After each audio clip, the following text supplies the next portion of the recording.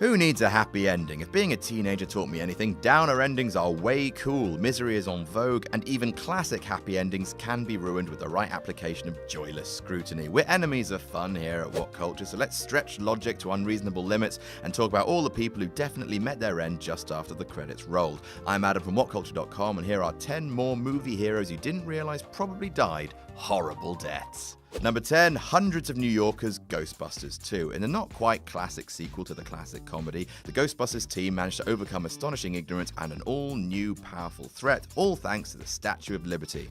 But wait, in their haste to take on Vigo because Dana's baby is more important than all the rest of New York citizens for some reason, the Ghostbusters neglect to even remotely deal with a far more significant and immediate threat. Along with the cool shot of the Titanic arriving because boats can be ghosts too, shut up, there's a very brief shot of the giant Slimer-type monster that seems very much intent on killing, maiming, and destroying. The Ghostbusters literally pay no attention to that, and even if they go back and deal with it after Vigo, it's probably already had its fill of tasty New Yorkers. Number 9, Dirk Diggler, Boogie Nights. Just as Dirk Diggler is about to flush his life down the pan thanks to his fondness for cocaine and some seriously questionable business decisions, he has an epiphany thanks to staring death in the face and turns his life around, or at least back to dicking for money, which as happy endings go, isn't all that bad. But wait, Boogie Nights is the archetypical downer ending that no one really sees coming. The film is based, at least loosely, on the life of John Holmes, professional swordsman and poster boy for the golden age of porn in the 70s.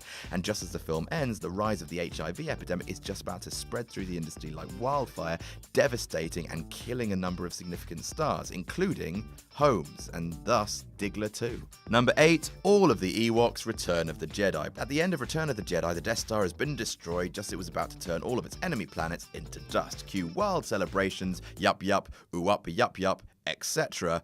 But wait, despite what Lucas said about the destruction of the Death Star, a space station equivalent to the size of a moon, remember, not having any other effects, it's literally impossible for there not to have been. One Dr. Curtis Saxon, an actual astrophysicist at the Mullard Space Science Lab, has confirmed that the explosion of a small artificial moon in low orbit sends a meteoric rain onto the Ewok sanctuary on a scale unmatched since Endor formed. In other words, the Ewoks are royally screwed. Nuclear winter, skies raining with fire, style screwed. Number 7, whoever was originally wearing Garland's new coat, Con Air. At the end of the brilliant film with Cyrus the Virus slain and all the other cons in pieces, Cameron Poe was proclaimed a hero despite playing a significant role in one of the biggest disasters in Las Vegas history.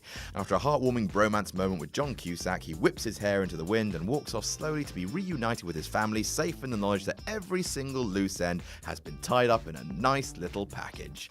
But wait, notorious murderer Garland Green is still on the loose, and regardless of him not killing the little girl and making her head into a hat, which is oddly used as some sort of indication of redemption, he is not cured. There may be no cure for what he's got, and it's only a matter of time before he flips, kills everyone in the immediate vicinity, and fashions their skins into some sort of complex tapestry. Maybe he's already killed. After all, where does he get that new coat from? Or the money he's gambling with? Number 6, All of Mankind, Fantastic Four, Rise of the Silver Surfer. Fantastic Four, Rise of the Silver Surfer is one of the worst comic book movies of all time, and a lot of it is down to the fact that Galactus was reinvented as a rain cloud. Luckily, the Silver Surfer sacrifices himself to explode Galactus halfway through his lunch, but not before saving Sue, who has been mortally wounded. Everyone cheers, Sue and Mr. Fantastic get married, and Johnny Storm says something witty and makes a big four in the sky and also rocks, because it's the thing, I guess.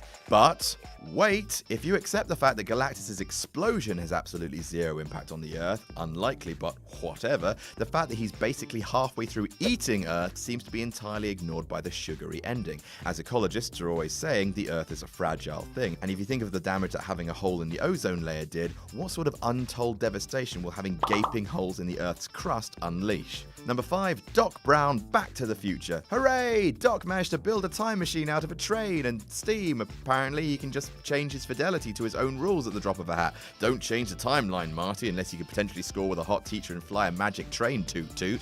And at the end of the film, off he goes for many untold adventures into the past. But wait, a terrorist never forgets, so there's no way that the Doc can return back to his own timeline since most terrorist cells consist of more than 2 guys in a VW, and then you've got the fact that his alternative is flying to a future which is alien and scary to him, or travel backwards in time on board a flying train, and if you remember history, and you should, people in the past weren't ever particularly tolerant of magical things, and it seems unlikely that anyone in the Dark Ages would accept the arrival of a flying train and a family in weird clothes. They'd basically be more likely to burn them all as witches. Number 4, Beaks, Trading Places. In the climax of Trading Places, the Central Foursome board a train on New Year's Eve in order to stop secondary antagonist Beaks from getting his report to Philadelphia and ruining everything. They almost fail when Beaks discovers their plot, but are saved by a gorilla. Beaks is trussed up and dressed as another gorilla, and the finale sees him shipped off to Africa as everyone falls about laughing at the idea of him having to live with a gorilla for the rest of his life. But wait, what about Beaks? He's not a good guy, but he's trapped in a cage with a randy, violent gorilla and is on his way to Africa, where he's presumably going to be released into the wild. As long as he manages to survive the extended bouts of ravaging his cage mate has no doubt inflicted on him for entertainment. Number 3, Martin Blank, Grosse Pointe Blank. Having refound his inner self by the end of the nostalgic Killer with a Conscience comedy, Martin Blank overcomes 2 attempts to kill him and seemingly turns his back on his morally repugnant line of work to walk off into the sunset with the love of his life. But wait, the reason Blank is almost killed on 2 separate occasions is not because of his clash with Dan Aykroyd, it's because of a botched job that led to heat with some Basque separatists, the same one who sent Felix La Poubelle after him.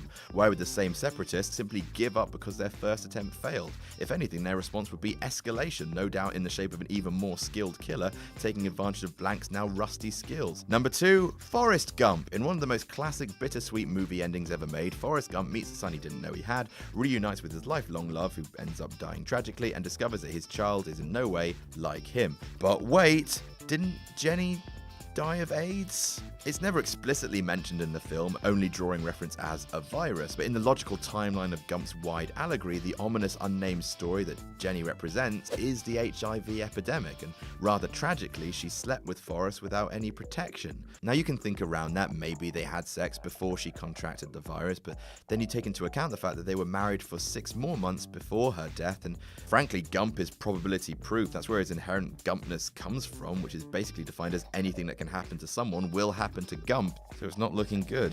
And number 1, Chip from Beauty and the Beast. In one of the most mean-spirited plot points in any kids film, the curse that befalls Beast because he's a bit of a D-bag ruins the life of everyone who works in his castle, regardless of how saintly they are in real life. For some reason, Beast also employs kids, and Chip is turned into a cup, but then Belle manages to see past the fur and meanness and falls in love with her captor, breaking the curse, and everyone returns to normal, by all accounts living happily ever after, including little Chip. But wait, look at his head. It's got a gigantic hole in it. He's shown to be a perfectly functioning child at the end when the enchantment drops, but there's clearly something massively wrong with the little boy's head, and let's face it, he can't be long for this world. And that's our list. Did we miss any out? Tell us about it in the comments. Don't forget to like, share, and subscribe. You can follow me on Twitter here. I'm Adam from WhatCulture.com, and I'll see you soon.